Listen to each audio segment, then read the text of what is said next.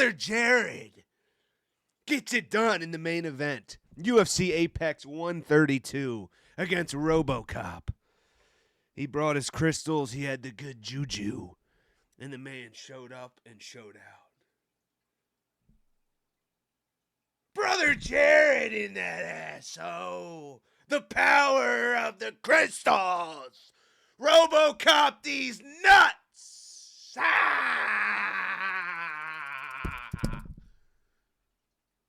Woo! Jared Cannonier, the Killer Gorilla, is back, baby. He is back. The spirits are back. The crystals are back. And Jared Cannonier is fucking back. He outlasts Robocop Gregory Rodrigues. He tires him out. He withstands the firestorm in the first round. Takes all of Gregory Rodrigues' best shots. Robocop. Gregory Rodrigues. Robocop. Robocop is such a muscle-bound fucking fuckhead. Looks like a juice head out there. Muscular Obama. Holy shit, Muscular Obama. Somebody got to drug test this guy. We need USADA in the middle of the fucking night. 2 a.m. knocking on old Robocop's door. Knock, knock, knocky, knocky. Knocky, knocky. Piss in this cup, bud, because this motherfucker looked juiced to the gills. Holy shit. He threw everything but the kitchen sink at the Killer Gorilla in the first round. Tried to get him out of there. He dropped Jared Cannonier twice, sat him on his ass twice. I was, clenching my jaw, clutching my crystals. Fucking amethyst. I had a bunch of amethyst right here. Oh, shit. Oh, my bad. Hopefully I didn't fuck anything up. A lot of amethyst. I was shaking this and praying and fucking doing the fucking tribal dance and doing the Goku. Wah! My fucking TV, you know what I'm saying? Fuck you, Robocop. And, Killer Gorilla got it done. Should we just do a little crystallization? Boom. Bang. We'll leave that on there for the rest of the podcast. Killer Gorilla got it done at age 41. I haven't seen anybody in this good a shape at age 41 since the likes of Yoel Romero. Who looks this good at age 41? Not only does he not look old in the face, he's still quick, he's still durable. My only real concern coming into this matchup was Jared Cannonier's chin has had a tough time his last couple fights against Nazardini Mavov, Caio Borralho. He got his chin checked twice in a row. The Mavov fight, early stoppage, still wobbly legs, fucking fumbling, bumbling, stumbling all over the octagon. Caio Borralho turned him into a dead fucking body. Stiffened him up, turned him into a dead fucking body in there. So I was thinking, he's 41. He's taking a whole lot of damage. Imavov, Borralho concussed him back-to-back. That Borralho fight was only 7 months ago. If Rodrigues catches him on the chin, could be night-night. Could be good night for our boy, for our spiritual warrior. But it wasn't. Jared Cannonier showed up and showed out, baby. He showed his chin. He showed his heart. He's got more heart than Gregory Rodrigues. Rodrigues has 1.5 rounds of cardio. Didn't use his grappling at all. I guess when he's not fighting Dennis Tululin, he doesn't really look that good. You know what I mean? And we could have previewed this. We could have anticipated this a tad bit. We know Robocop got knocked out by Bruno Ferreira. We know he got knocked out by Jordan Williams on the Dana White Contender Series. We know he got wobbled by the fucking turtle, the Ninja Turtle, Iron Turtle, Iron Turtle. He got wobbled by Julian Marquez. Chidi Njokuani opened up a Grand Canyon on his fucking forehead, gave him a scar for life. So there were signs that Gregory Rodrigues, Robocop, wasn't the most durable guy in the world. And that's what I was kind of banking on in this matchup. And Jared Cannonier turned out to have more fight. The crystals came through. Killer Gorilla is back, baby. Let's go. And I won some money on that fight. I won some fucking money. And you know what? We're going to do it crystal style, nature style. This is for Killer Gorilla. Sniff the crystal. Hit the binger.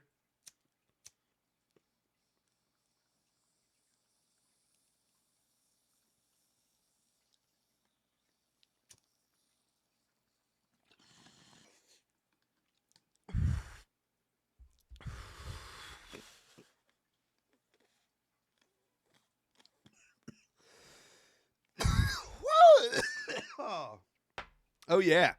Rest of the card, it was a solid night. Calvin Kattar, Yusuf Zalal. He's a runner. He's a track star. All right, so if you guys didn't watch this fight, I'll give you a quick synopsis, a quick recap. Here it is. Yusuf Zalal.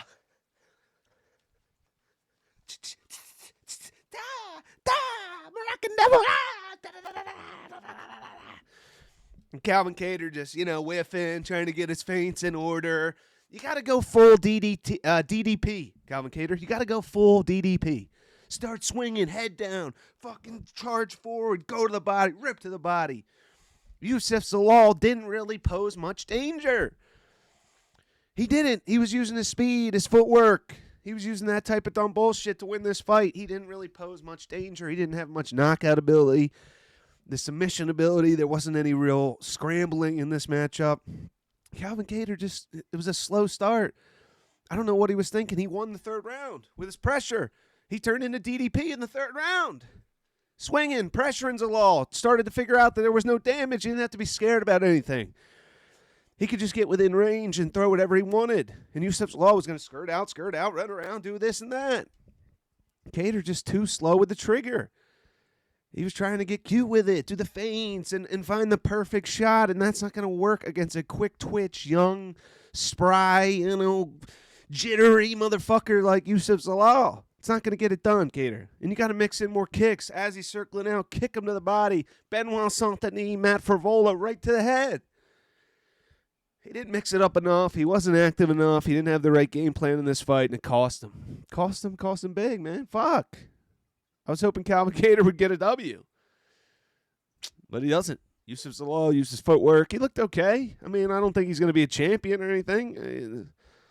Kind of deflated the hype for Yusuf Zalal. Am I dying to see his next matchup? Fucking pinpoint my calendar. Yusuf Zalal, big matchup? Probably not. So overall, this fight really didn't do much for me. Kattar looked terrible game plan. Yusuf Zalal, he looked okay. I think his hype kind of dwindles from here. I think it deflated a tad bit.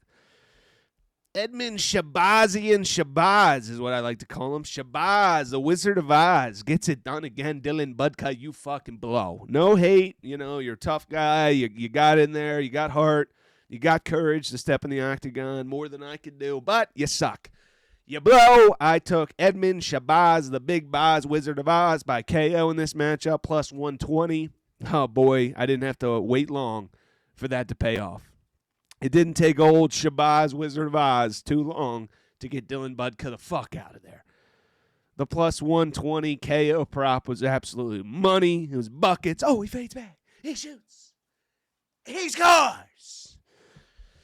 It was fucking money. Easy pick. Dylan Budka, sorry. He seemed like a good guy. I'm sure he worked hard. The mindless Hulk? Well, the mindless Chach-ass, because you're gone. Mindless. What? He had a mindless tattoo on the back of his shoulders. You know how people get their last name tatted on their backs?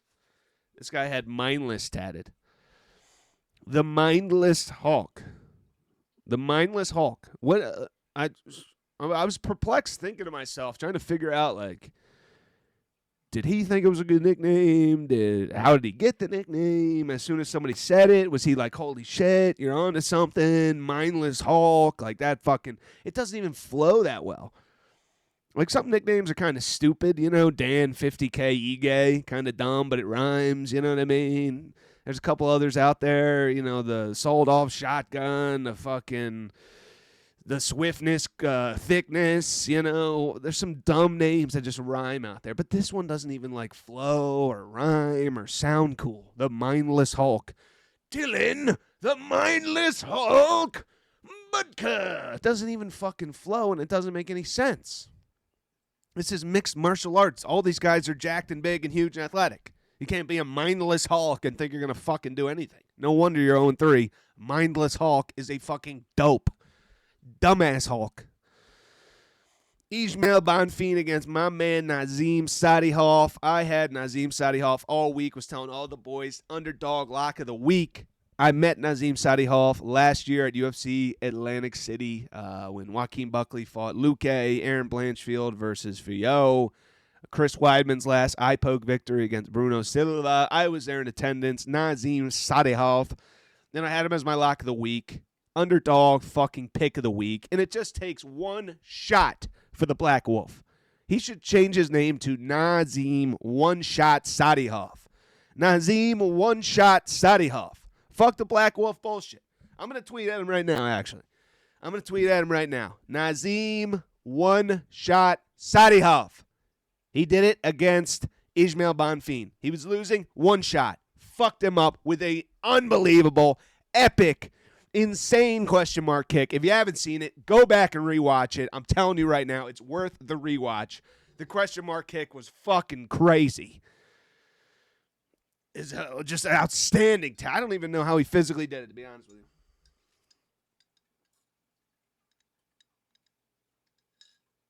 Nazim Sadihov, he did the same thing against Evan Elder.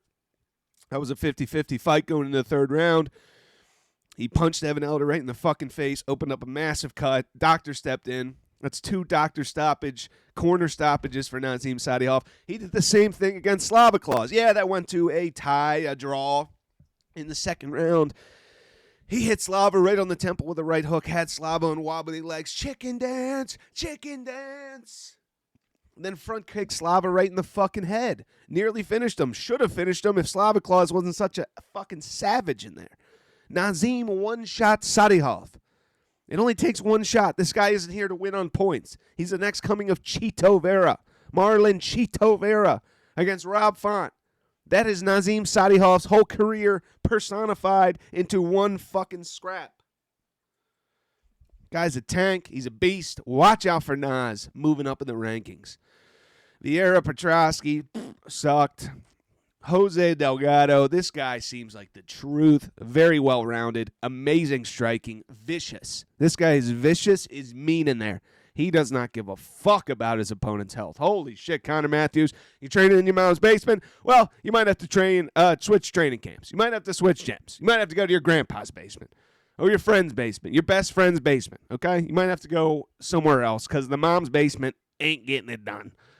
Jose Carlos Delgado is what I call him, MLB Hall of Famer. Carlos Delgado hits home runs, hits dingers, and that's all this guy, Jose Delgado, seems to do. Big shots, Delgado. Okay, Undertaker.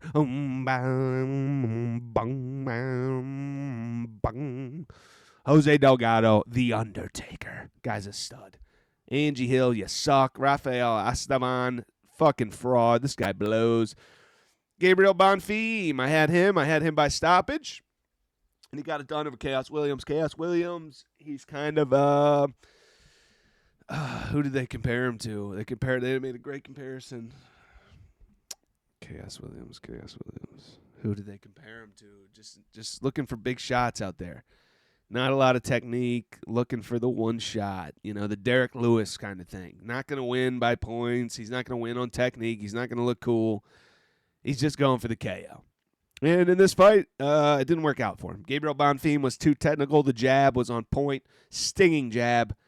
Fucking up Chaos Williams. He was too quick. In and out movement. Chaos was whiffing over and over again. Just hitting air. Gabriel Bonfim got it to the floor. He outclassed him on the ground. Grappled him. And put him to sleep. It's not personal. It's just punishment. And it's just melatonin for you, buddy. See ya. Elijah Smith, prospect to watch. Walter Walker, heel hook, the heel hook king.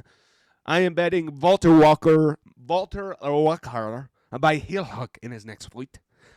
Plus 5,000. I'm putting $1 million on it. Walter Walker, 3 heel hook victories in a row. I'm calling it right the fuck now.